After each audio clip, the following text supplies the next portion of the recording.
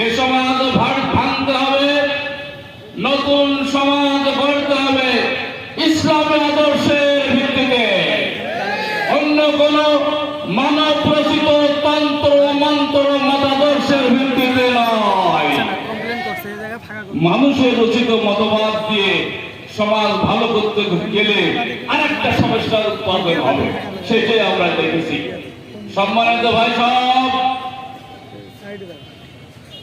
স্বাধীনতার পর থেকে পর্যন্ত আমরা দেখেছি বিভিন্ন ব্যক্তি গোষ্ঠী, বিভিন্ন রাজনৈতিক দল বিভিন্ন নামে, দুর্নীতির নামে জেহাদ ঘোষণা করলাম এ কথা বলেও ক্ষমতায় আসা হয়েছে।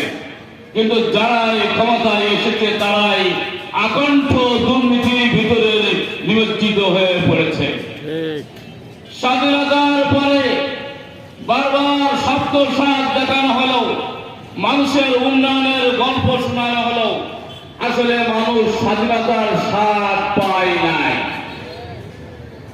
দেশে বিভাজন সৃষ্টি করা হয়েছে,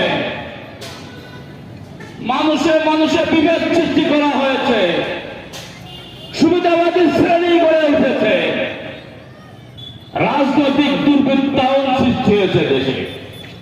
অতএব এই সকল দুর্বৃত্তায়ন ধ্বংস করতে হবে, উৎখাত করতে হবে। আর একমাত্র রাজনীতির ক্ষেত্রে এই দুর্বৃত্তায়ন বন্ধ করতে পারে একমাত্র ইসলাম। সম্মানিত উপস্থিতি, আমরা দেখেছি